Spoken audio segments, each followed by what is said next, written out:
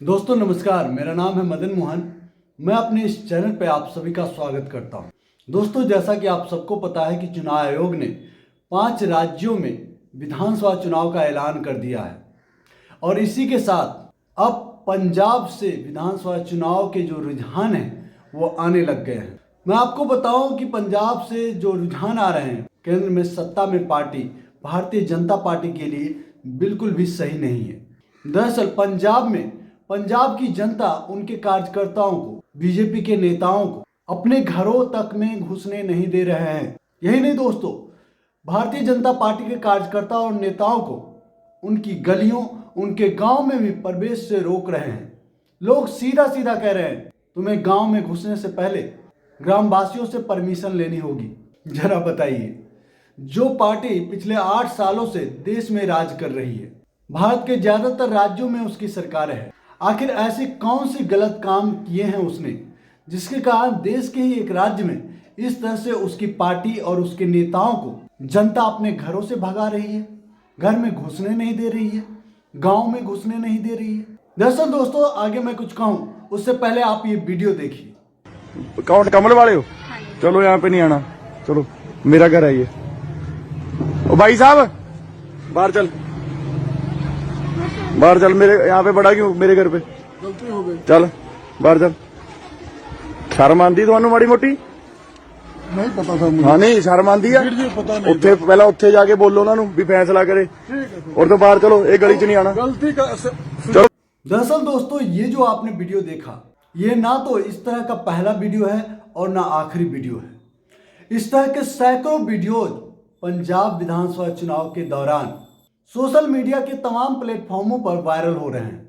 और ऐसा क्यों हो रहा है, मुझे लगता है कि यह बताने की जरूरत खास करके भारत की जनता को तो नहीं होनी चाहिए, क्योंकि आप सबने देखा कि किस तरीके से 1 साल से ज्यादा दिनों तक भारत के किसान मोदी सरकार के उस किसान विरोधी बिल के खिलाफ देश भर में प्रदर्शन किए।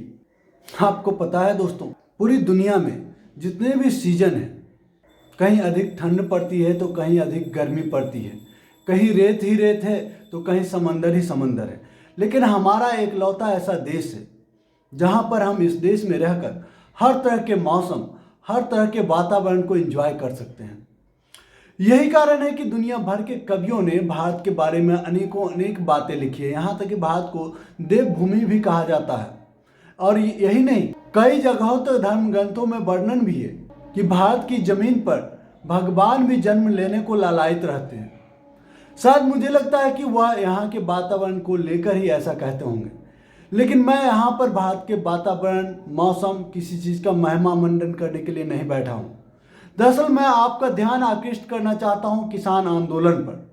आप सबने देखा कि 1 साल तक या उससे ज़्यादा दिनों तक भारत के किसान मोदी सरकार के द्वारा 2020 में अंधभक्तों के साथ और मित्रों के विकास के लिए जो कृषि बिल लाई गई, उसके खिलाफ देश भर के किसानों ने दिल्ली के तमाम बॉर्डरों पर, देश के अलग अलग हिस्सों में विरोध प्रदर्शन किया। और इस दौरान 750 से ज़्यादा हमारे किसान अपने प्राण न्यौछावर कर दिए। और इसके बावजूद दिल नहीं पसीजा, लेकिन जैसे ही 5 राज्यों के चुनाव सामने आए, डर कर अपने बिल में घुस गया, माफी मांगने लग गया, मुझसे गलती हो गई, मुझे कुछ किसानों को समझाने में गलती हो गई।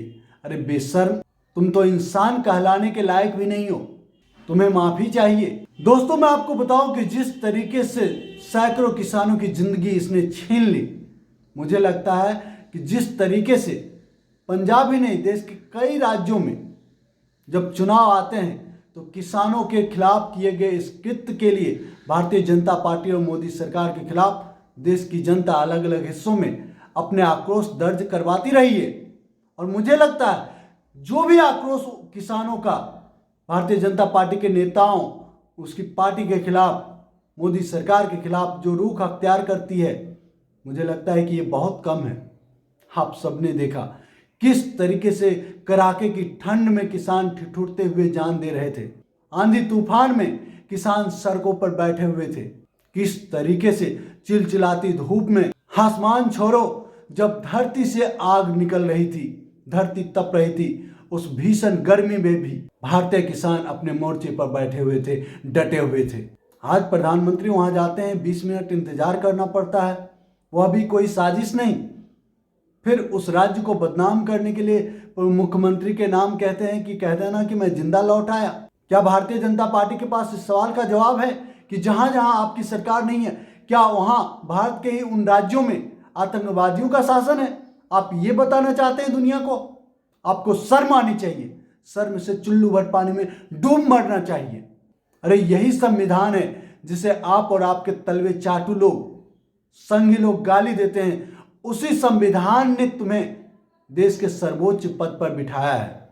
कम से कम उसके लिए उस संवैधानिक पद की तो गरिमा कर लेते। दोस्तों, मुझे पता है देशवासी उनके सब्जबाग में आकर, उनके जुमले में आकर उन्हें सर्वोच्च पद दे दिया, देश के कई सारे राज्यों में सत्ता सौंप दी, लेकिन फिर भी वो पका घड़ा होता है ना, उस पर पकने के बाद कितना भी मिट्टी चढ़ा दो आप, उसकी मोटाई नहीं बढ़ सकती।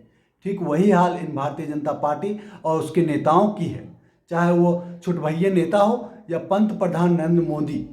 और मैं तो कहता हूँ कि प्रधानमंत्री जी और भारतीय जनता पार्टी के नेताजी, आप बिल्कुल मत सुधरना। देश की जनता आपको इसी तरीके से खदेड़ेगी और एक दिन जिस कांग्रेस को आप इस देश से भगाने की सोच रहे हैं ना, वो तो मिटने से रही, भागने से रही। आप भाग जाएंगे, आपकी हस्ती मिट जाएगी। दोस्तों, इस टॉपिक पर इतना ही। अगर हमारी ये बातें सच्ची लगी तो वीडियो को लाइक करेंगे और शेयर जरूर करें ताकि हमारी बातें ज़्यादा से ज़्यादा लोगों तक पहुंच सके, क्योंकि सरकार हमारे चैनल पर टेढ़ी नजरें जमाई हुई है, हमारे वीडियोज़ को फैलने नहीं दे रही है। और जो दोस्त पहली बार हमारे इस चैनल पर, आपसे निवेदन है कि हमारे चैनल को सब्सक्राइब कर लें और घंटी के बटन को जरूर दबा दें ताकि हमारा हर एक वीडियो सबसे पहले आपको मिले। जय हिंद, जय भारत, जय संविधान।